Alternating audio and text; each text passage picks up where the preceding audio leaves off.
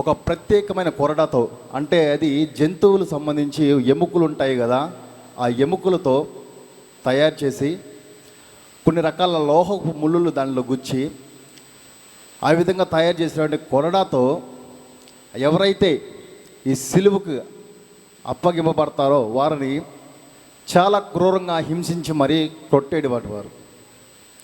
అలా కొట్టి వారిని సిలువ కొయ్య మీద నడిపించేవారు ఆ ప్రాంతం అంతా. అలా నడిపించుకుంటూ తీసుకెళ్ళి అక్కడ సిలువ వేస్తారు కదా, ఆ ప్రాంతంలో సిలువ వేసేటప్పుడు చేతులకి కాళ్ళకి మేకులు కొట్టేవారు. అఫ్కోర్స్ ఇదంతా మీకు తెలుసు. బట్ ఏంటంటే ఆ మేకులు కొట్టేటప్పుడు నరాలు ఉంటాయి కదా, వాటి మీద కొట్టకుండా వేళ్ళ మీద కొట్టేవారు. నరాల మీద కొడితే అక్కడ బ్లడ్ ఓవర్ బీడ్ అయిపోయి వెంటనే చనిపోతారు. అలా వెంటనే చనిపోకుండా వీళ్ళు ఎక్కువసేపు వ్రేలాడుతూ ఆ శిలువ శిక్షను అనుభవించాలని ఆ విధంగా చేసేవాళ్ళు. ఈర అత్యంత క్రూరంగా భయానకరమైన శిక్షను విధించేవాళ్ళు రోమా సామ్రాజ్యం వాళ్ళు. అయితే ఇలాంటి శిక్ష ఆ ప్రభువారు అనుభవించాల్సిన అవసరం లేదు. ఇది కేవలం మనం అనుభవించాలి, కేవలం మనం అనుభవించాలి. మన పాపముల కోసము, మనం చేసిన అతిక్రమల కోసము ఆ దేవాది దేవుడు, సర్వోన్నత దేవుని కుమారుడు పరమును వీడి భూమికొచ్చి మన కొరకు ఆ కల్వరిగిలో బలియాగమయ్యాడు. ఆయన విలువ పెట్టి మనల్ని కొన్నాడు. అమూల్యమైన రక్తంతో మన పాపాలను కడిగి వేయడం కోసం మనల్ని కొన్నాడు. ఈరోజు ఆ సిలువ ఆయన మోస్తూ ఆ కొరడ మీద అంటూ ఒక అద్భుతమైన మాట, మొట్టమొదటి మాట మన కోసం చెప్తారు. ఏంటంటే లూకాసు వార్త 20:34 వచనంలో, తండ్రి మీరేమి చేయుచున్నారో వీరెరు కనుక వీరిని క్షమించుము. ఇది చాలా అమూల్యమైన మాట, చాలా చాలా అమూల్యమైన మాట. అంత శిలువ శిక్షను అనుభవిస్తూ కూడా ఆ యేసుక్రీస్తు ప్రభువారు తండ్రి వీరేమి చేయుచున్నారో వీరెరు కనుక వీరిని క్షమించమని క్షమాపణ గురించి మాట్లాడుతున్నారు. ఈ యొక్క వచనంలో మనం రెండు విషయాలు గ్రహించవచ్చు. ఒకటి క్షమాపణ. ఈ క్షమాపణ వచ్చేసరికి ఎవరైనా కానీ వాళ్ళ చివరి క్షమనంలో కానీ లేకపోతే అత్యవసర సమయంలో కానీ ఏదో బాధల్లో ఉన్నప్పుడు, కుంగుపాటులో ఉన్నప్పుడు, డిప్రెషన్లో ఉన్నప్పుడు ఎవరైతే వాళ్ళ డిప్రెషన్ కారకులయ్యారో, వాళ్ళ శ్రమకు కారకులయ్యారో వారిని నిందించడానికో, అవమానపరచడానికో, తిట్టడానికో ముందుంటారు. అయితే యేసుక్రీస్తు ప్రభు వారు ఆ విధంగా కల్వరి సిలువలో ఉన్నప్పుడు ఆయన ప్రక్కన్నటువంటి వ్యక్తి కూడా అన్నారు, నువ్వు రక్షించుకో, నన్ను కూడా రక్షించు.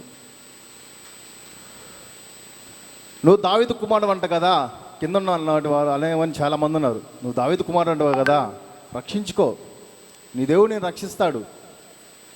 ఇలా చాలా హేళన చేస్తూ ఉన్నారు, చాలా చాలా హేళన చేస్తున్నారు. వాళ్ళు చేసినటువంటి హేళనను చూసి ఆ సర్వోన్నత దేవుడు ఏం చేస్తున్నారు తెలుసా? వీరు ఏం చేస్తున్నారో ఇది తెలియదు, తండ్రి వీరిని క్షమించమని అడుగుతున్నారండి. ఇది చాలా గొప్ప విషయం అండి, చాలా చాలా గొప్ప విషయం. ఆయన పరిచయం చేసే విధానంలో కూడా అనేక మందిని క్షమించమని చెప్తానే వచ్చాడు. అనేక సందర్భాల్లో ఆయన ఇలా సందర్భాలు చెప్పుకుంటూ పోతే చాలా సందర్భాలు ఆయన క్షమించినటువంటి సందర్భాలు చాలా చాలా ఉంటాయి.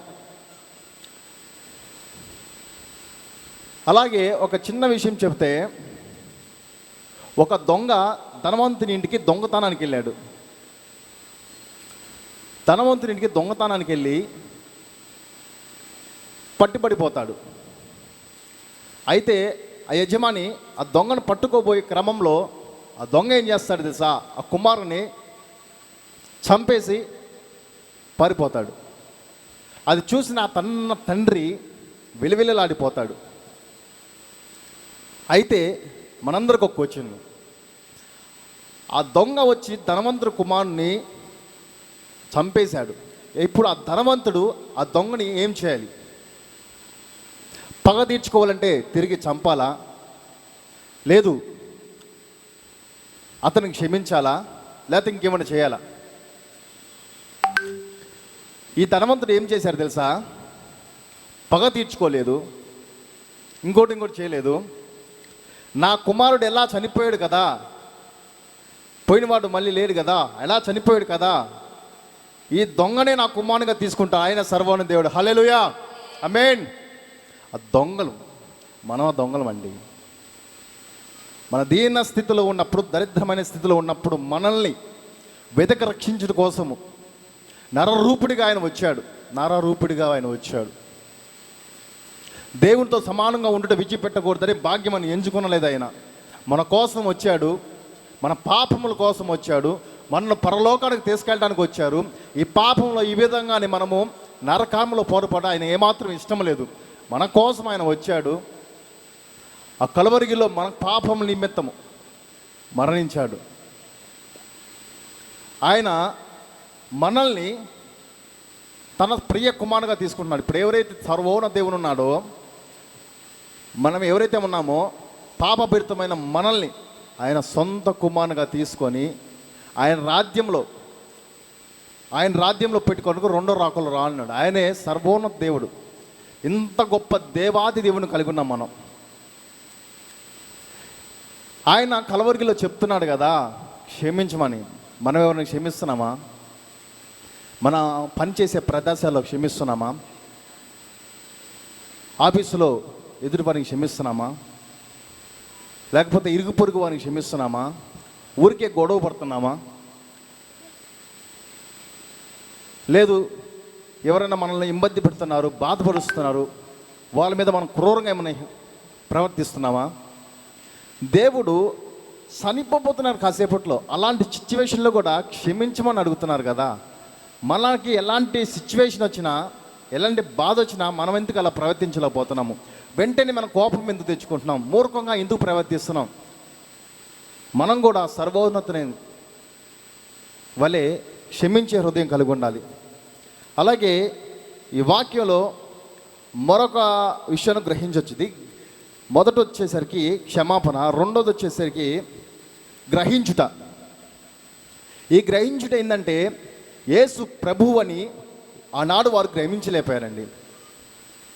ఎవరైతే ఉన్నారో పరిసయ్యులు, శాస్త్రులు, ప్రధాన యాజకులు, ఆనాడు పెద్దలు, యూదులు ఆయన సర్వోన్నత దేవుని కుమారుడని గ్రహించలేకపోయారు. గ్రహించలేక ఆయనే దేవుని కుమారుడిని గ్రహించలేక, ఆయనే మెస్సయ్యని గ్రహించలేక సిలువ మ్రాణుపై ఆయన వదిలిపెట్టారు. ఆయనే రోగరక్షకుడిని గ్రహించలేకపోయారు. గ్రహించలేక ఆ విధంగా చేశారు. మనం గ్రహిస్తున్నామా?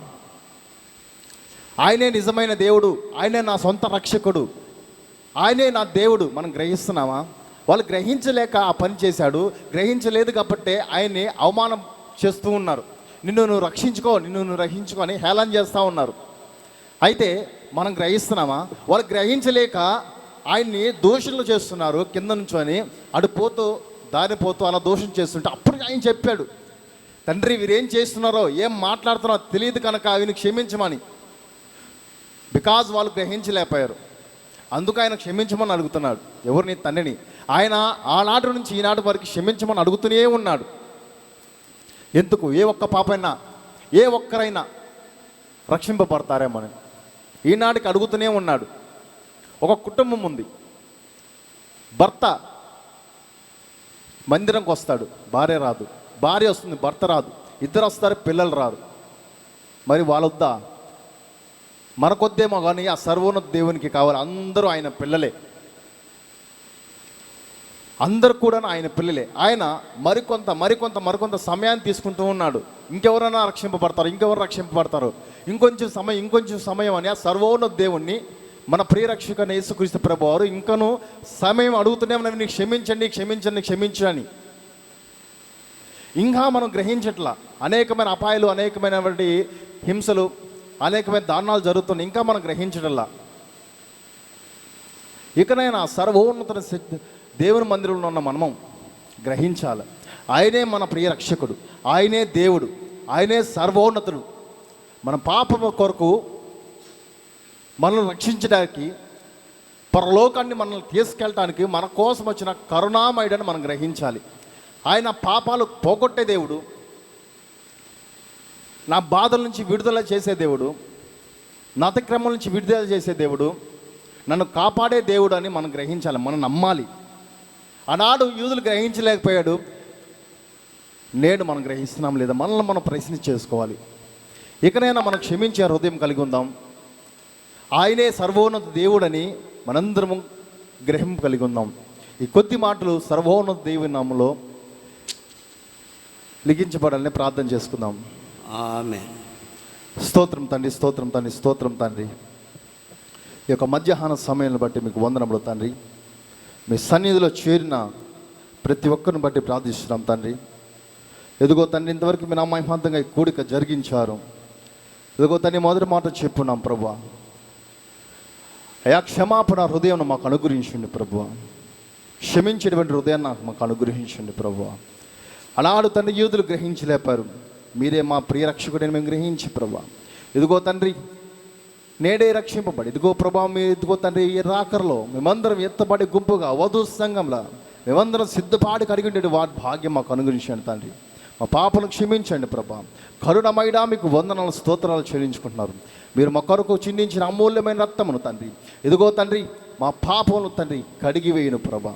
ఇదిగో తండ్రి, ఆ తెల్ల తేడపై మా పాపలు కనపరుచున్నాయి. మీ అమూల్యమైన రక్తంతో, ఎర్రటి రక్తంతో కడిగి వేయండి, మా పాపను కడిగి వేయండి తండ్రి. అయా మీ రాకలము జ్ఞాపకం చేసుకొని మీకే స్తోత్రం చెల్లించుకుంటూ మా ప్రియ రక్షణ యేసు క్రీస్తు పరిశుద్ధ నామమున వేడుకొన్నాం తండ్రి. ఆమేన్.